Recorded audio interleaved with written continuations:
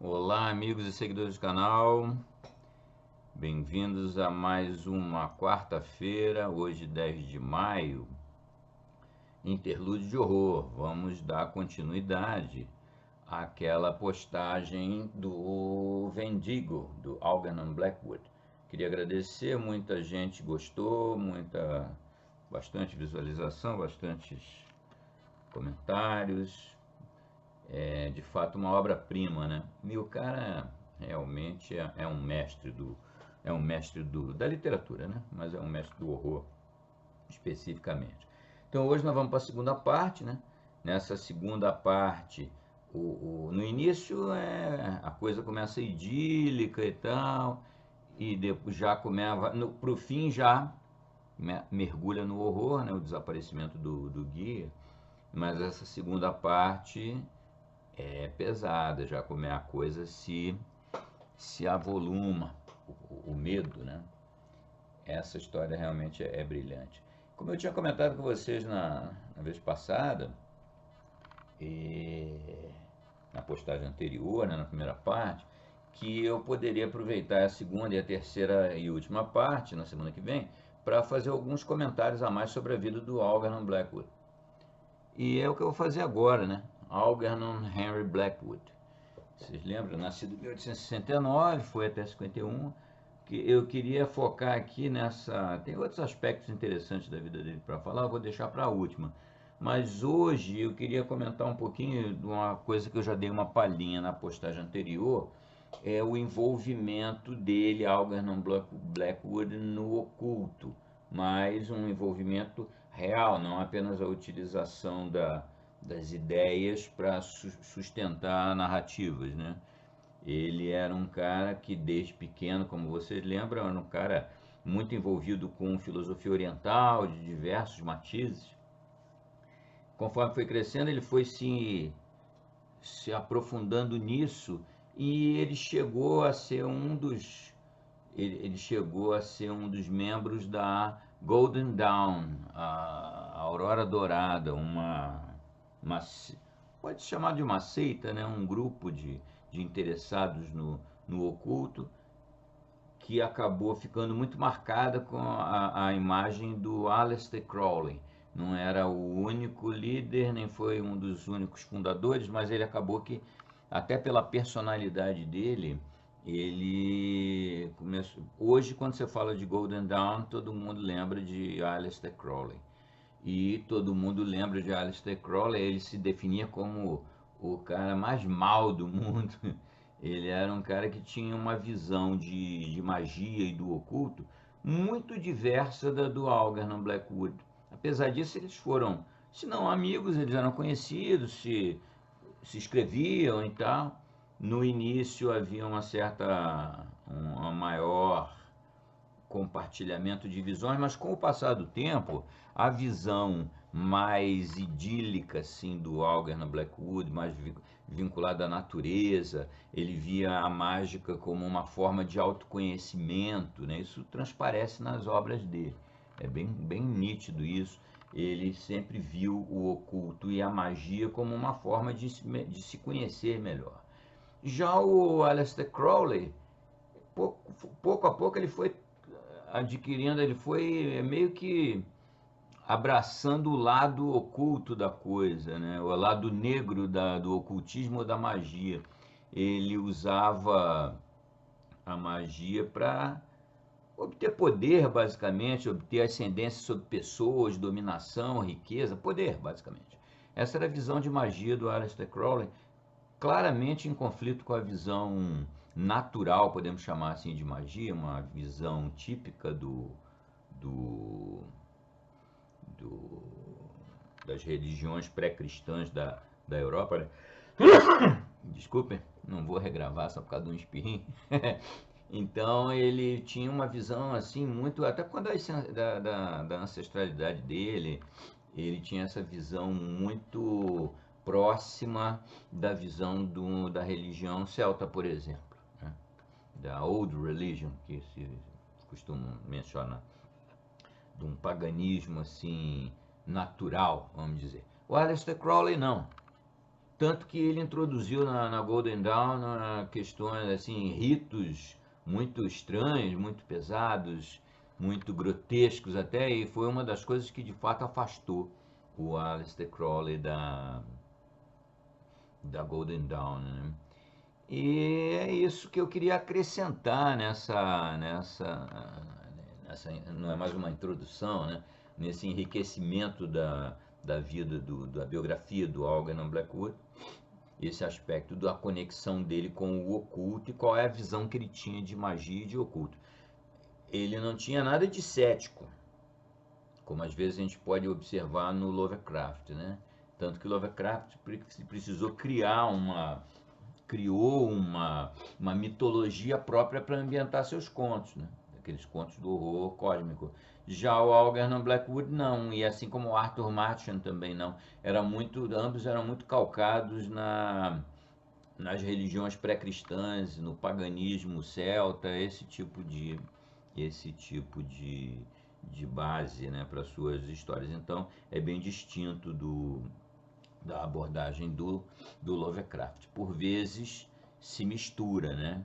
Meu filho mesmo comentou na postagem anterior que ele jurava que a figura do Wendigo era uma figura criada pelo Lovecraft, né? Na verdade, não, né? Nem é horror cósmico tampouco, é uma força da natureza, praticamente, né? Muito comum essa figura e outras em diversas religiões pré-cristãs, né? Que é o típico Machen e o típico Blackwood. Então, isso que eu queria comentar mais com vocês. Eu estou bastante animado com a repercussão que está tendo da obra do Wendigo, né? Estou estimulado a postar novos contos do autor. Ele é, como eu disse na primeira introdução, muito prolífico. Ele escreveu pra caramba. Inclusive foi um dos primeiros cara que usou o meio, lá pelos anos 30, 40, ele usou os meios, tanto o rádio quanto a TV, para veicular suas histórias. Era um cara bem assim, na vanguarda, né? Isso ele próprio, né? Porque o uso no meio radiofônico e no meio televisivo ou cinematográfico de obras de autores depois ficou comum, mas não promovido pelos próprios, né? Isso já é uma coisa bem moderna, tipo um Stephen King da vida. A carreira dele já foi impulsionada quase que desde o início, ou desde o início, pela adaptação das obras dele para o cinema, inclusive algumas adaptações. A grande maioria ficou bem ruim, mas algumas maravilhosas, como Iluminado, e algumas outras, não muitas, mas foi bastante para o cara decolar e virou um fenômeno da pop, praticamente. Eu nem diria que é exatamente o maior dos escritores de horror, porque eu não acho. Mas ele, por conta do cinema, alavancou a carreira dele, foi um sucesso.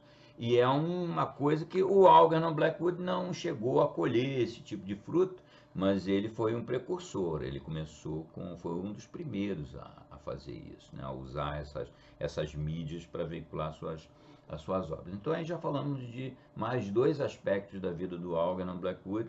É um autor, de fato, como eu disse no início, né, é um monumento do terror mesmo. E merece que a gente avance um pouco, não logo em seguida, mas mais para frente. Tem aquele Fascínio da Neve, é muito legal. Tem um que foi pedido, inclusive, apesar de novela, para não cansar a galera, não vamos apresentar duas novelas em seguida, né, porque fica um pouco cansativo, mas eu vou voltar talvez no O Homem que as Árvores Amavam, porque essa novela, então, isso é puro Algernon Blackwood na veia. É típico dessa magia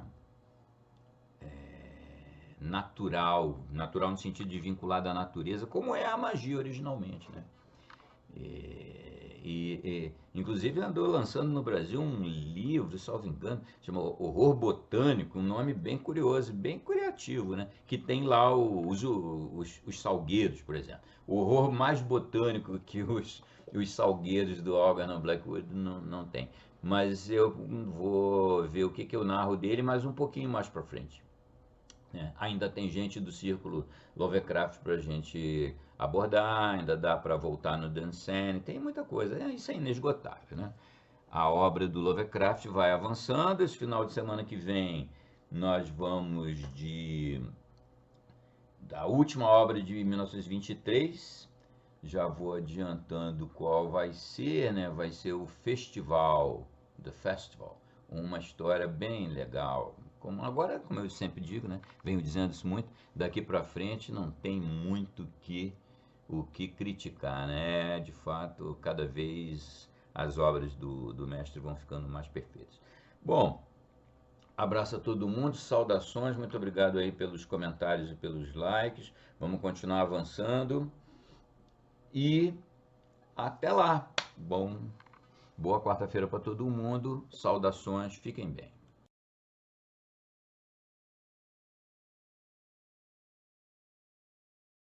Parte 3.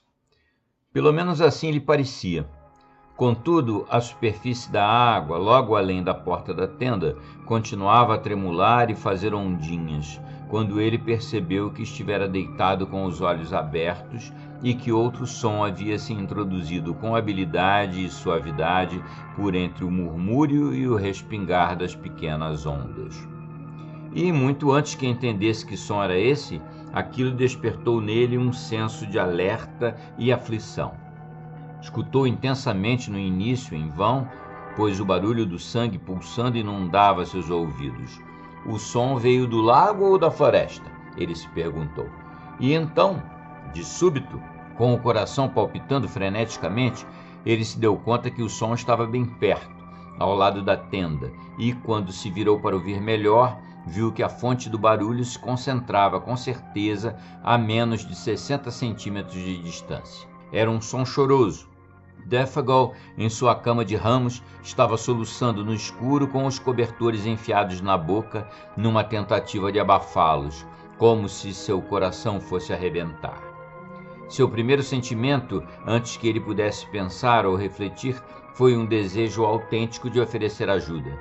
Esse som íntimo, humano, escutado no meio da desolação ao redor deles, evocou pena. Era tão incongruente, tão lamentavelmente incongruente e tão vazio. Lágrimas, nessa selva vasta e cruel, para que serviriam?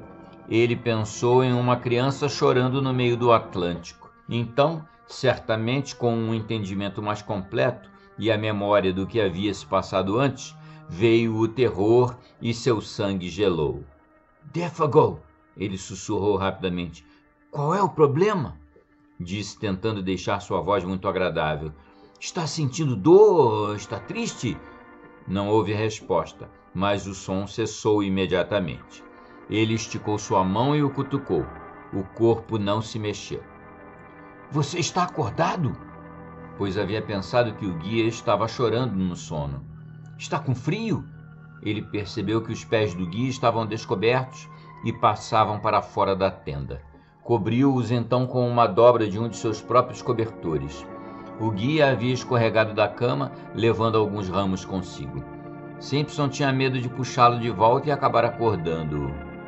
Perguntou suavemente mais uma ou duas coisas, mas, apesar de ter esperado vários minutos, não houve resposta ou sinal de movimento. Passado pouco tempo, ele ouviu a respiração regular e calma do guia e gentilmente colocou de novo a mão em seu peito, sentindo-o subir e descer. Avise se acontecer alguma coisa, ele sussurrou, ou se eu puder fazer algo. Me acorde imediatamente caso sinta-se estranho. Ele mal sabia o que dizer. Deitou-se novamente, pensando e se perguntando o que tudo aquilo significava. Defago estivera claramente chorando no sono. Um sonho ou outra coisa o perturbara. Ainda assim, ele nunca esqueceria aquele lamentável som soluçante e o sentimento de que toda a medonha floresta havia escutado. Sua própria mente ocupou-se por um longo tempo com os eventos recentes, nos quais este assumiu seu misterioso lugar como mais um, e, mesmo com sua razão afugentando todas as insinuações desagradáveis, a sensação de inquietação permaneceu, resistindo a ser expulsa, muito bem enraizada, estranha para além do comum. Parte 4. Mas o sono, por fim, venceu todas as emoções. Seus pensamentos logo divagaram de novo.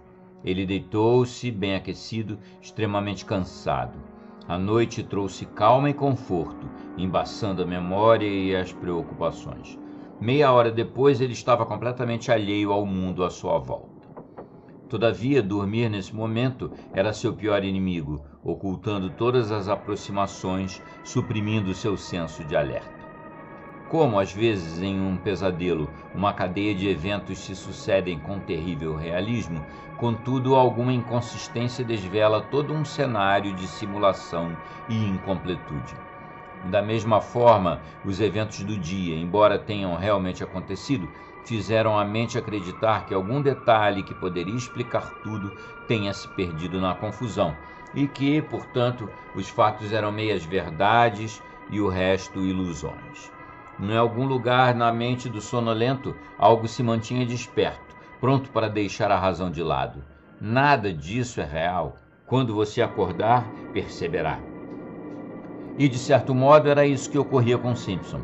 Os fatos, não totalmente inexplicáveis ou incríveis por si só, permaneciam para o homem que os viu e ouviu como uma sequência de fatos friamente terríveis, porque a pequena peça que poderia solucionar o quebra-cabeça havia sido esquecida ou estava oculta.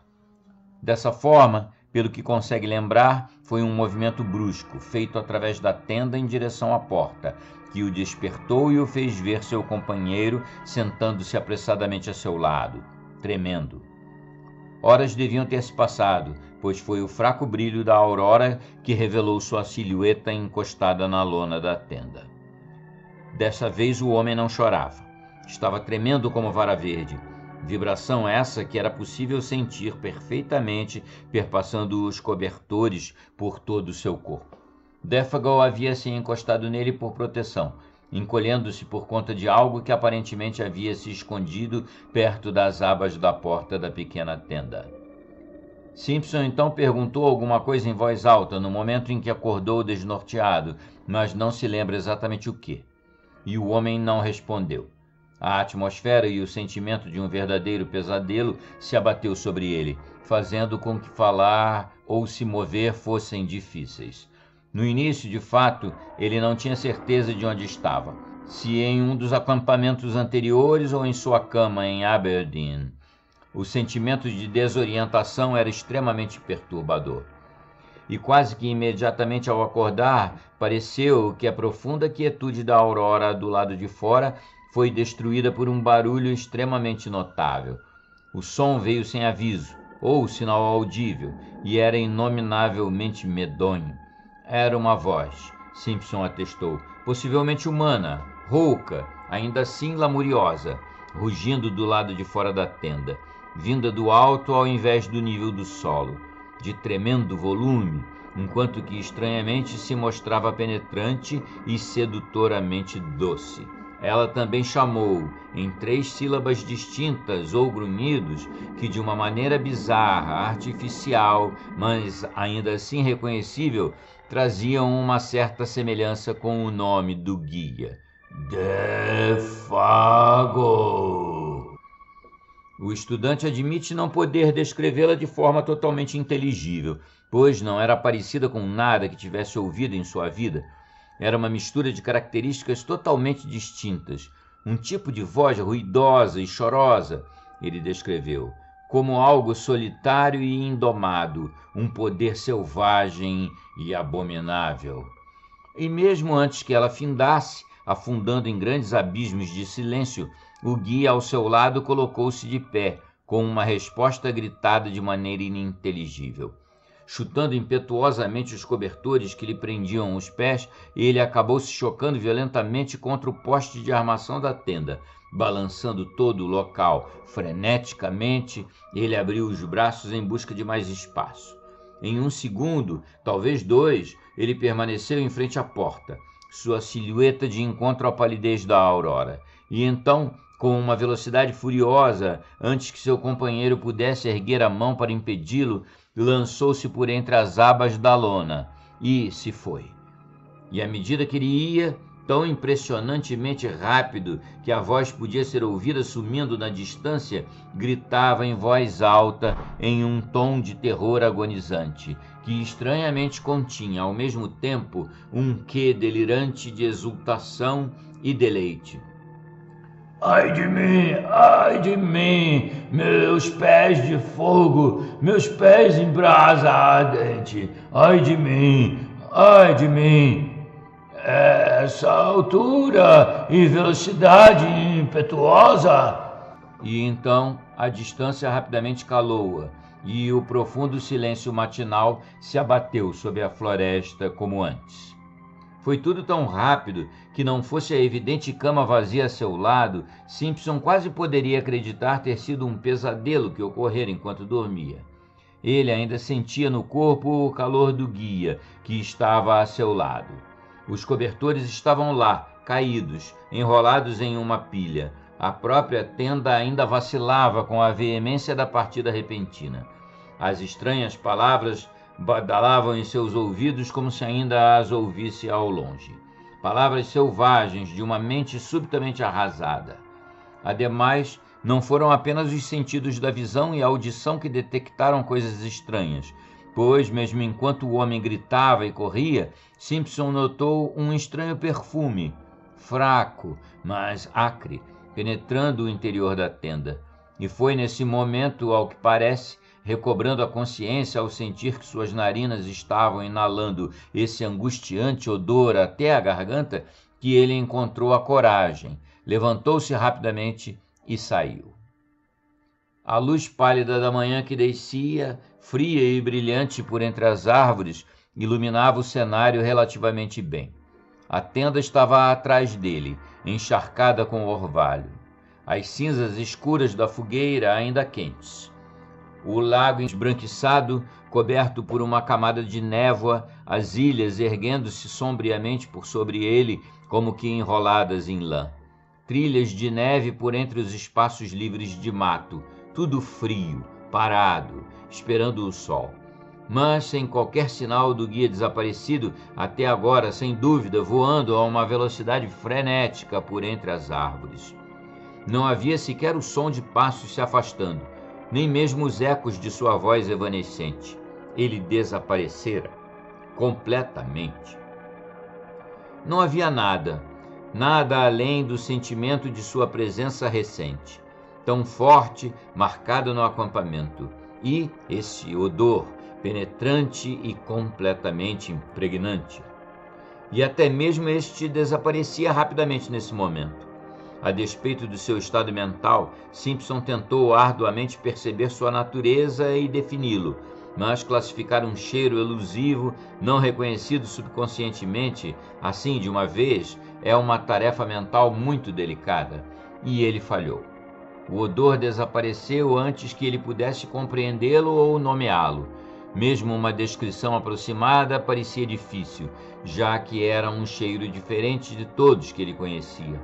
Um tanto acre, não diferente do cheiro de um leão, ele pensou, porém mais suave e não totalmente desagradável, com um toque quase doce que o fez lembrar do cheiro de folhas mortas, terra e a miríade de perfumes que compõem o cheiro de uma vasta floresta. Contudo, cheiro de leões é a frase que ele geralmente usa para resumir tudo. E então o cheiro se foi por completo, e ele encontrou-se ao lado das cinzas da fogueira em um estado de deslumbramento e intenso terror, que o deixou desamparado, presa fácil para qualquer coisa que viesse a acontecer.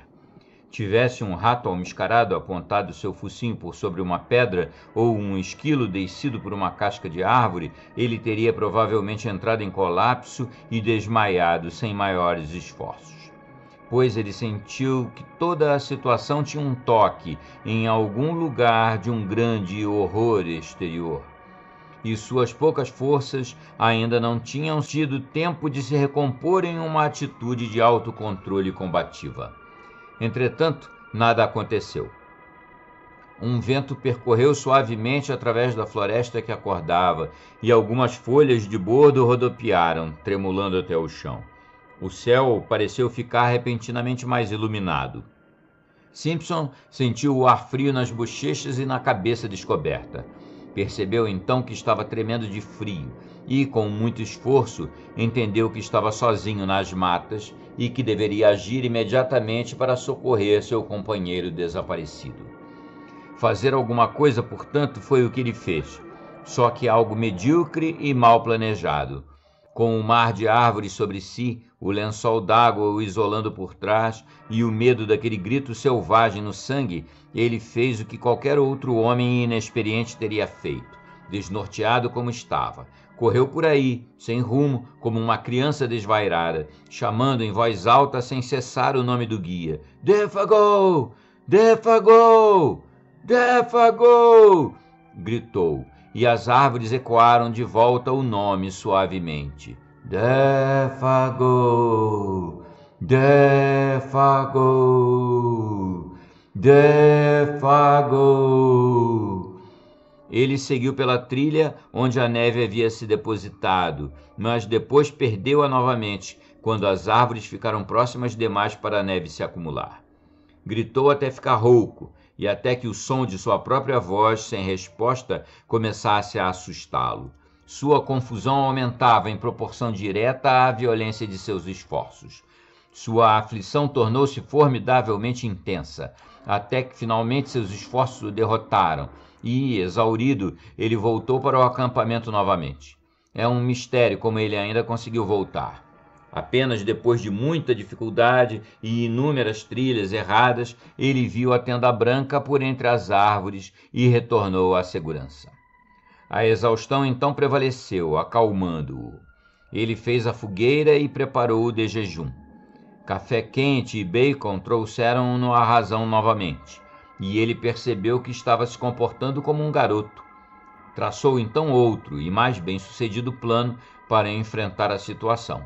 E, com a sua natureza verdadeiramente destemida vindo à tona, decidiu que deveria fazer uma busca tão minuciosa quanto possível e, caso não obtivesse sucesso, deveria encontrar o caminho de volta para o acampamento base e pedir ajuda.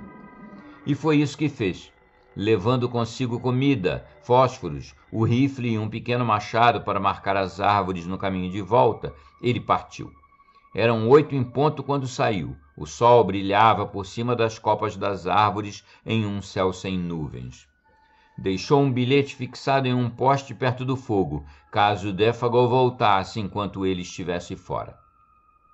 Nesse momento, se atendo cuidadosamente ao plano, ele seguiu por um novo caminho, tentando cobrir uma grande área que cedo ou tarde deveria revelar o rastro do guia.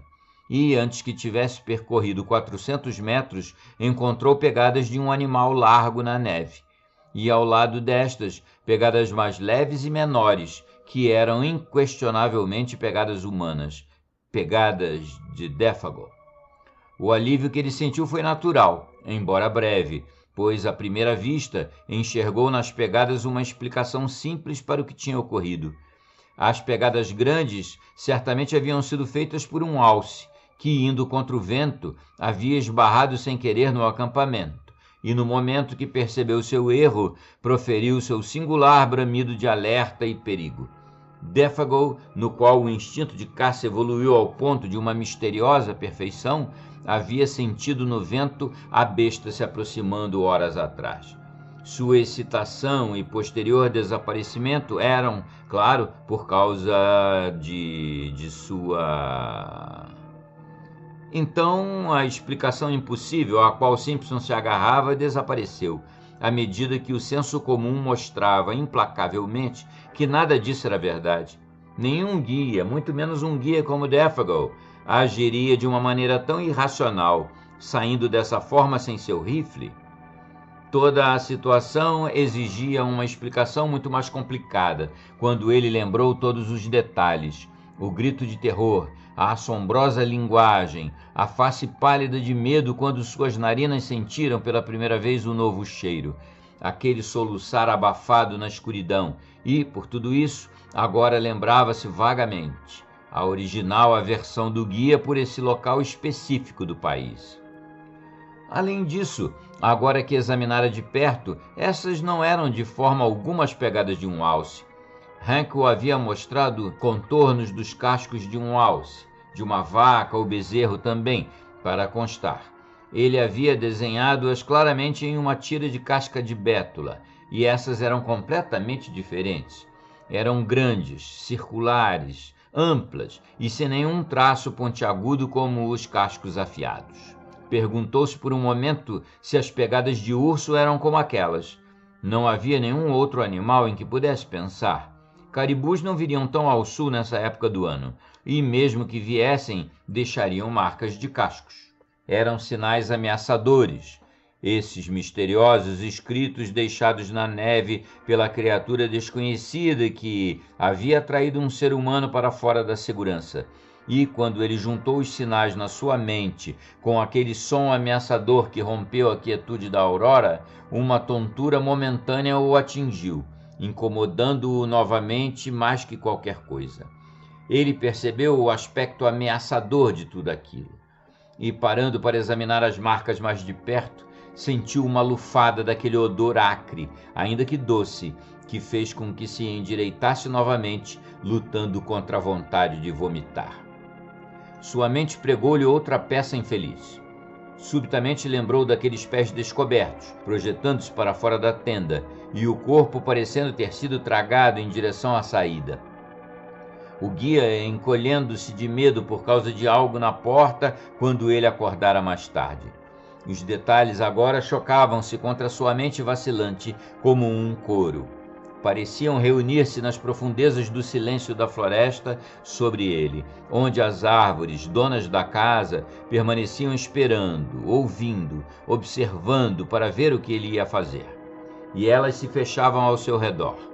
Com persistência e coragem verdadeiras, Simpson foi adiante, seguindo as pegadas da besta como podia, sufocando esses pensamentos que buscavam enfraquecer sua vontade. Marcou inúmeras árvores conforme avançava, sempre com medo de não conseguir achar o caminho de volta, e chamou de tempos em tempos o nome do guia em voz alta. O cansativo bater do machado contra os largos troncos, o timbre tão natural de sua própria voz, começou a causar-lhe estranhamento. Tanto que ele receava falar, pois receava ouvir-se, dado que os sons eram como um farol, atraindo a atenção e revelando sua presença a todo instante, e se por acaso algo o estivesse caçando da mesma forma que ele agora caçava. Com muito esforço, afastou esse pensamento no momento em que ele surgiu, pois percebeu que aquilo era o princípio de um desnorteamento completamente diabólico, que rapidamente o destruiria. Embora a cobertura de neve não fosse contínua, se limitando apenas a pequenas poças aqui e ali nos cantos mais abertos, ele não teve dificuldade para seguir a trilha nos primeiros quilômetros. Ela seguia em linha reta, sempre que não havia árvores no meio. As pegadas logo começaram a ficar cada vez mais espaçadas, até finalmente assumir proporções que pareciam completamente impossíveis de serem feitas por qualquer animal comum. Ficaram parecendo com grandes saltos voadores. Ele mediu uma dessas distâncias, embora soubesse que a distância entre uma e outra, de 5,5 metros, devia estar de algum modo errada. Ele não entendia de forma alguma o fato de não encontrar marcas na neve entre os dois extremos. Contudo, o que o deixou ainda mais perplexo, chegando a embaçar sua visão, foi o fato do passo de Defagal ter aumentado da mesma maneira, chegando a cobrir as mesmas distâncias inacreditáveis. Era como se a grande criatura o tivesse levantado e carregado entre as enormes distâncias. Simpson que tinha pernas bem mais altas que o guia, descobriu que não chegavam nem na metade da distância do passo, mesmo correndo e saltando. E a visão dessas enormes pegadas, lado a lado, como evidência silenciosa de uma jornada medonha, na qual terror ou loucura haviam produzido coisas impossíveis, era profundamente dramática. Abalava-o nos recôncavos secretos de sua alma. Era a coisa mais horrenda que seus olhos já tinham visto. Ele começou a segui-las mecanicamente, quase que distraído, sempre olhando por cima dos ombros para ver se também não estava sendo seguido por alguma coisa com passada gigante. Logo ficou claro que ele não sabia mais o que significavam. Aquelas marcas deixadas na neve por alguma coisa desconhecida e indomada, sempre acompanhadas pelas pegadas do baixinho franco-canadense, seu guia, cuja tenda haviam dividido algumas poucas horas atrás, conversando, rindo e até mesmo cantando juntos. Parte 5. Como um escocês novato de pouca experiência e idade, confiando apenas no senso comum e na lógica estabelecida, conseguiu preservar o grau de equilíbrio que esse jovem, de uma forma ou de outra, manteve preservado durante toda a aventura, é um mistério.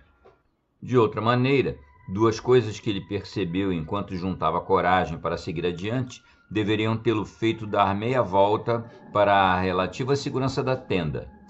Ao invés disso, suas mãos se fecharam ainda mais ao redor do cabo do rifle, enquanto seu coração, treinado para uma vida na Wick Kirk, fez uma oração silenciosa em direção ao céu. Ele viu que ambos os rastros haviam mudado, e essa mudança, ao menos nos passos humanos, era de algum modo indecifravelmente terrível. Foram os rastros maiores que ele percebeu primeiro, e por um longo tempo ele não pôde acreditar no que via.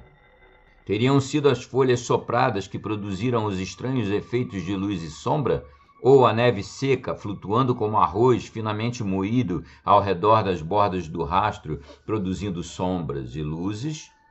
Ou foi, na verdade, o fato das grandes pegadas terem ficado levemente coloridas? Pois, ao redor das profundas pegadas do animal, agora surgia uma misteriosa cor avermelhada, que estava mais para um efeito de luz do que para algo que tivesse realmente manchado a neve. Todas as pegadas a tinham, e a tinham em quantidade cada vez maior, dessa indistinta cor de fogo que acrescentava um novo toque de pavor ao cenário. Mas quando, totalmente incapaz de explicar ou de acreditar no que via, ele voltou sua atenção para as outras pegadas para verificar se estas também estavam dessa forma, ele percebeu que elas haviam passado por uma mudança infinitamente pior, carregadas com uma sugestão ainda mais horrenda, uma vez que pelos últimos 90 metros, mais ou menos, ele viu que elas haviam crescido gradualmente, se aproximando das pegadas maiores. Imperceptivelmente, a mudança havia chegado, não obstante sem qualquer engano. Foi difícil ver onde ela começou. O resultado, entretanto, era inquestionável. Menores, mais nítidas e mais claramente definidas, elas agora reproduziam uma cópia cuidadosa e exata das pegadas maiores que estavam ao lado. Os pés que as produziram, portanto, também haviam mudado, e algo em sua mente se indignou com asco e terror na hora em que ele as viu. Simpson, pela primeira vez, hesitou, e então, envergonhado de seu medo e indecisão, deu alguns passos apressados à frente. No segundo seguinte, parou repentinamente. Imediatamente à sua frente, todos os sinais da trilha sumiram. Ambos os rastros terminaram abruptamente. Por todos os lados, por uma centena de metros e além, ele procurou em vão por qualquer sinal de continuidade. Não havia nada. As árvores eram bastante robustas naquele local, todas enormes, abetos, cedros, cicutas. Não haviam arbustos. Ele permaneceu olhando em volta, distraído, despojado de qualquer senso de discernimento. E então começou a procurar de novo e mais uma vez, mas sempre com o mesmo resultado: nada. Os pés que haviam marcado a superfície da neve até agora tinham aparentemente deixado o chão. E foi nesse momento de aflição e confusão que o chicote do terror açoitou em cheio seu coração, descendo como um efeito mortal no pior lugar de todos, devastando-o completamente. O que ele havia temido secretamente durante todo o tempo, receando ser atingido, e atingido ele foi. Bem ao longe, quase silenciada pela grande altura e distância, estranhamente diluída, ele ouviu a voz chorosa do guia Défago. O som caiu sobre ele vindo daquele céu ainda invernal, produzindo desalento e terror inigualáveis. O rifle caiu a seus pés. Ele permaneceu imóvel por um instante, como que escutando com todo o seu corpo, depois cambaleou de volta até a árvore mais próxima, onde se apoiou, desorganizado mental e espiritualmente, sem esperança. Para ele, naquele momento, pareceu a experiência mais estilhaçadora e inebriante que já vivera, tanto que seu coração se esvaziou de todo e qualquer sentimento, como que subitamente aspirado. Ai de mim, essa altura impetuosa! Ai de mim, meus pés de fogo, meus pés em brasa ardente! Veio de longe, suplicando em tons de indescritível apelo, essa voz angustiada descida do céu. Uma vez chamou, e então silêncio por todo o mar de árvores. E Simpson, mal sabendo o que fazia, logo se achou correndo daqui para ali, procurando, chamando, tropeçando por sobre raízes e pedregulhos, atirando-se em uma busca ensandecida atrás da voz que chamava. Mergulhado em um véu de emoções e lembranças, cada uma trazendo experiências diferentes, distraído e meio louco, seguindo luzes falsas como um barco à deriva no mar, terror estampado nos olhos, coração e alma, visto que o pânico dos ermos o havia chamado com aquela voz longínqua. O poder das distâncias indomadas, a sedução da desolação destruidora. Ele sentiu naquele instante todas as dores de alguém inevitavelmente perdido e sem esperança, sofrendo a luxúria e as dores de uma alma em sua desolação final. Uma visão de Défago, caçado eternamente, acossado e perseguido através das estranhas vastidões daquelas florestas ancestrais, passou como uma chama pelo lado sombrio de seus pensamentos. No caos de sensações desorganizadas em que se encontrava, pareceu que haviam passado eras antes que ele pudesse achar alguma coisa para se fixar, firmar-se por um momento e pensar. A voz não se repetiu. Seu próprio chamado rouco não obteve resposta. As inescrutáveis forças da selva haviam convocado sua vítima para além de qualquer retorno e a haviam capturado rapidamente. Ainda assim ele procurou e chamou, ao que parece por horas depois disso, pois já era final da tarde quando finalmente decidiu abandonar a infrutífera busca e retornar ao seu acampamento nas margens do Lago das 50 Ilhas. Mesmo assim, foi com relutância que ele retornou, aquela voz chorosa ainda ecoando nos seus ouvidos. Com dificuldade encontrou seu rifle e o caminho de volta.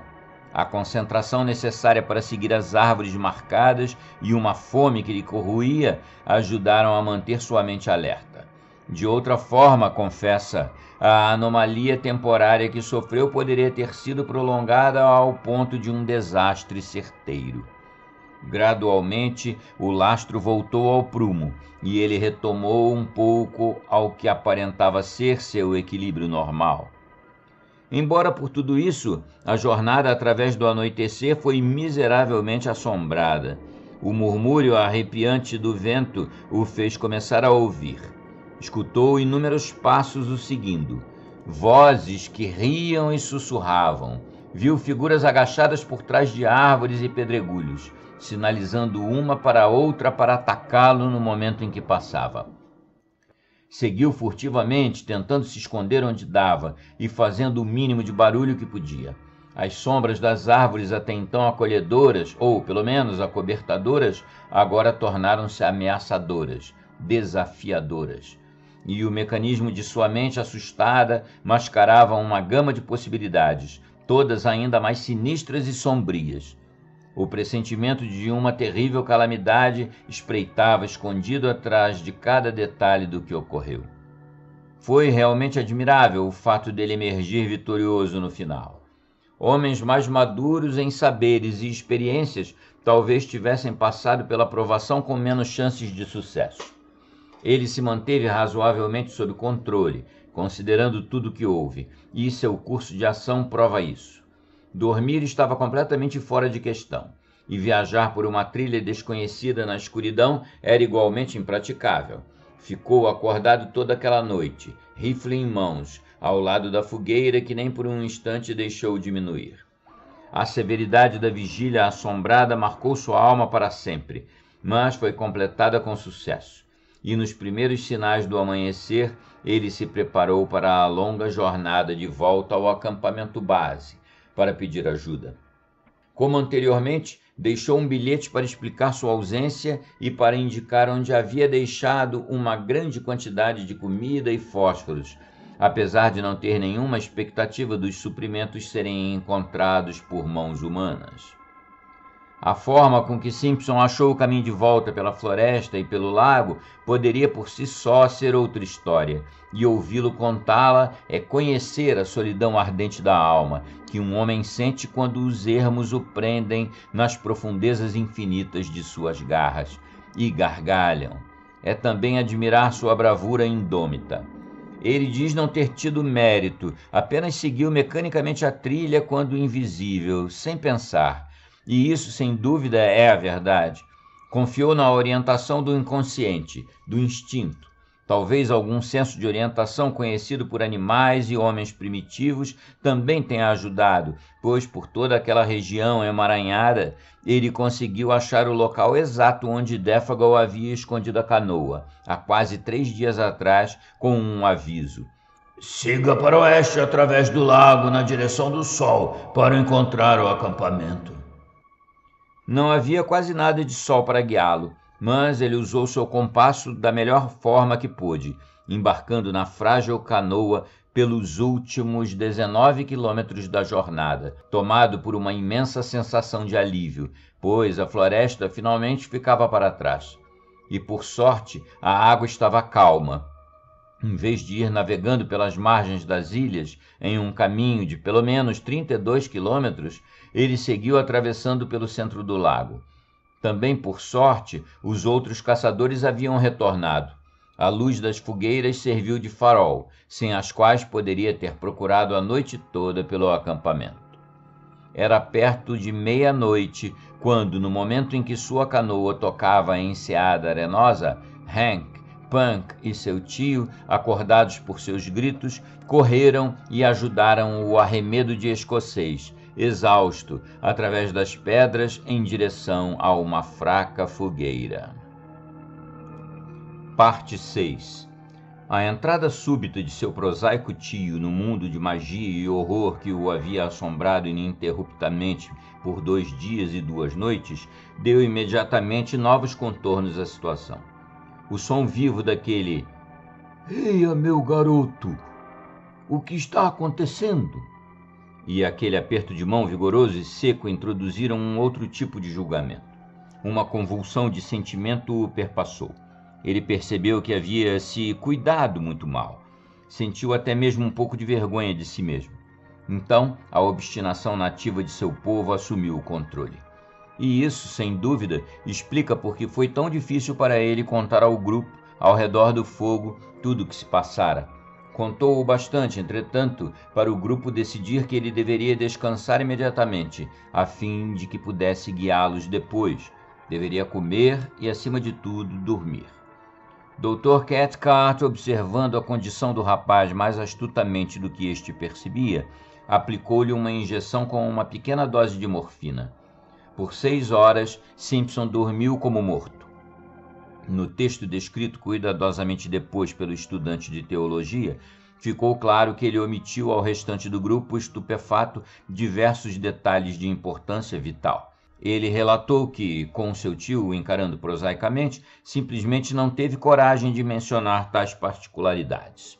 Deste modo, o grupo se reuniu, concluindo que Défago havia sofrido algum tipo de loucura durante a noite, tendo-se imaginado ser chamado por algo ou alguma coisa, embrenhou-se no mato seguindo o chamado, sem o rifle, sem comida, onde deve findar morrendo de frio ou fome, a menos que eles o encontrem primeiro. Em tempo, ou melhor dizendo, imediatamente. Todavia, no dia seguinte, eles saíram às 7, deixando Punk para trás com instruções de ter sempre comida e fogo a postos. Simpson achou que era possível contar ao seu tio mais uma boa parte da natureza verdadeira da história, sem perceber que, de fato, ela estava sendo extraída dele por uma forma muito sutil de interrogatório. No momento que eles chegaram ao início da trilha, onde a canoa tinha sido deixada na jornada de volta, ele já havia mencionado como Défago falou vagamente de algo chamado Wendigo, como ele gritou enquanto dormia, a forma com que ele imaginou um odor incomum no acampamento, e havia revelado outros sintomas de excitação mental. Também admitiu o desconcertante efeito do odor extraordinário sobre si mesmo, pungente e acre como o cheiro dos leões. E quando eles estavam por volta de mais ou menos 1 hora do Lago das 50 Ilhas, ele havia soltado também uma insensata confissão de sua própria condição histérica, como percebeu mais tarde, quando ouviu o pedido de ajuda do guia desaparecido. Ele omitiu as singulares frases usadas pelo guia, pois simplesmente não conseguia se forçar a repetir aquela linguagem absurda. Também, enquanto mencionava como as pegadas do homem deixadas na neve tinham gradualmente se transformado em uma exata miniatura das do animal, ele deixou de lado o fato delas medirem uma distância totalmente inacreditável. Parecia que a questão se dividia entre orgulho individual e honestidade, o que contar e o que omitir. Ele mencionou o tom avermelhado na neve, por exemplo, mas se absteve de contar como o corpo e a cama haviam sido tragados para fora da tenda. Com o resultado apurado, o Dr. Cathcart, hábil psicólogo que julgava ser, assegurou-lhe claramente onde sua mente, influenciada pela solidão, desorientação e horror, havia cedido a tensão e dado boas-vindas à alucinação. Enquanto louvava sua conduta, ele conseguia ao mesmo tempo mostrar onde, quando e como sua mente havia se perdido. Ele fez seu sobrinho achar-se melhor do que era, através de elogios criteriosos, porém também o fez se achar mais tolo, minimizando o peso das evidências. Como muitos outros materialistas do qual faz parte, ele se fiava astutamente na tese de informações insuficientes, pois os fatos fornecidos pareciam, a seu julgamento particular, inadmissíveis. "O fascínio desses terríveis ermos", disse ele, "não deixa intocada nenhuma mente, isto é, as possuidoras de imaginação deveras fértil. Ele agiu sobre você da mesma forma que agiu sobre mim quando eu tinha sua idade. O animal que assombrou seu pequeno acampamento foi sem dúvida um alce, pois o bramar deles às vezes tem um som muito peculiar. As cores nas pegadas maiores foram obviamente uma alucinação visual produzida pela excitação. O tamanho e o formato das pegadas nós iremos pôr à prova quando o encontrarmos.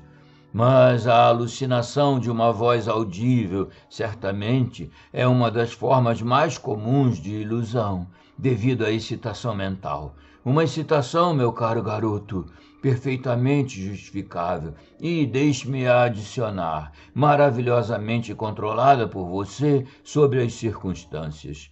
De resto, estou inclinado a dizer que você agiu com esplêndida coragem, pois o terror de se encontrar sozinho nesses ermos não é nada menos que medonho, e estando eu no seu lugar, não acho que poderia ter agido com 1/4 de sua sabedoria e decisão. A única coisa que acho difícil de explicar é esse cheiro detestável. Ele me deixou doente, eu lhe asseguro, disse seu sobrinho, terminantemente confuso. A atitude calma de onisciência do tio, apenas por saber mais teorias psicológicas, o deixava levemente rebelde. Era muito fácil ser sábio na explicação de uma experiência que não se havia testemunhado pessoalmente. Um tipo de odor desolador e terrível é a descrição que consigo fazer. Ele concluiu, olhando para as linhas tranquilas e sem emoção do homem a seu lado. Posso apenas me admirar, foi a resposta, que sob tais circunstâncias ele não tenha parecido para você ainda pior. As palavras secas, Simpson sabia, pairavam entre a verdade e a interpretação de seu tio da verdade.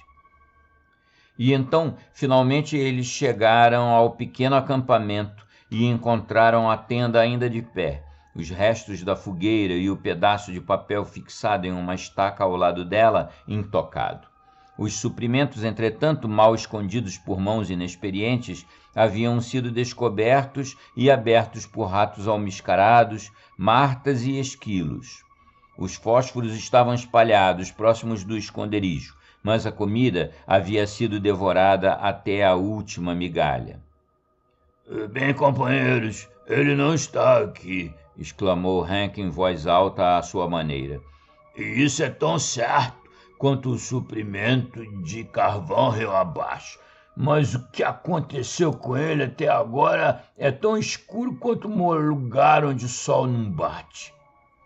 A presença de um estudante de teologia não era empecilho para o seu linguajar naquele momento, embora para o bem do leitor ela tenha sido severamente editada.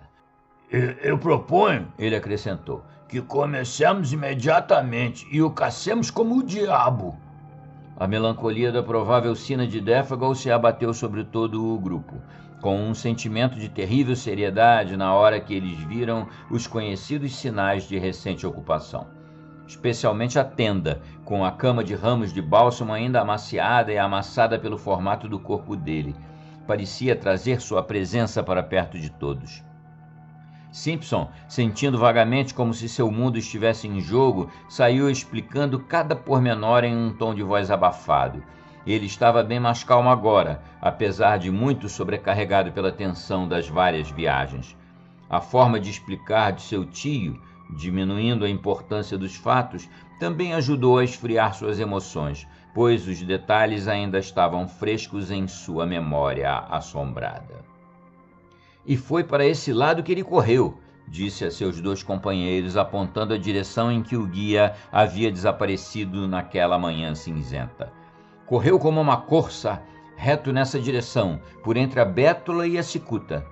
Hank e o Dr. Cathcart se entreolharam. E foi mais ou menos por 2 milhas, seguindo em linha reta, continuou Simpson, falando com algo do medo anterior em sua voz, que eu segui seus passos até o ponto em que eles desapareceram completamente.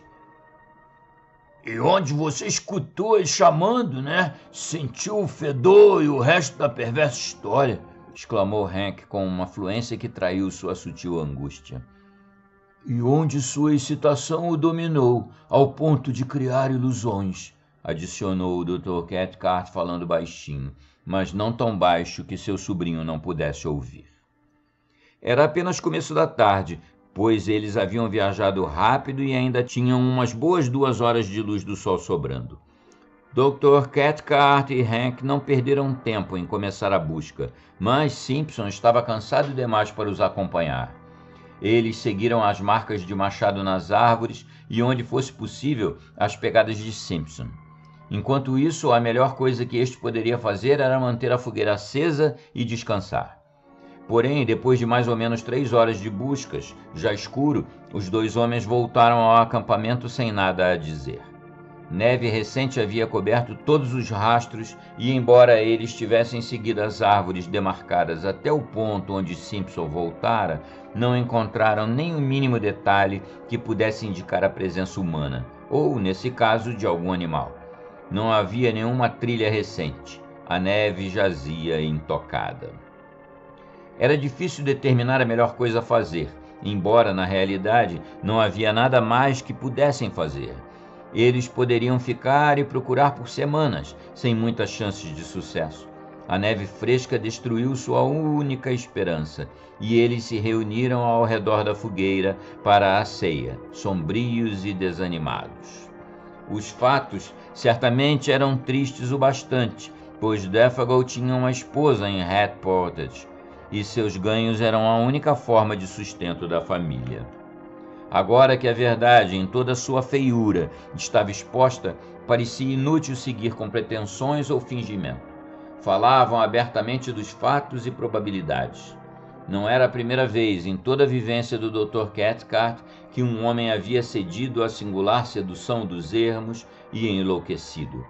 Defagol, além disso, já tinha uma predisposição a algo desse tipo, pois já tinha um toque de melancolia em seu sangue e suas fibras já estavam enfraquecidas por rodadas de bebedeira que às vezes duravam por semanas. Algo nessa jornada, talvez nunca saibamos o que, o fez cruzar a linha. Foi isso. E ele havia partido, saído para a grande vastidão de árvores e lagos para morrer de fome e exaustão. As chances dele encontrar o acampamento novamente eram esmagadoramente pequenas. O delírio que se abateu sobre ele, sem dúvida, teria aumentado, e era muito provável que se ferisse, e assim acelerasse sua cruel sina. Até mesmo enquanto falavam, de fato, o fim provavelmente já havia chegado.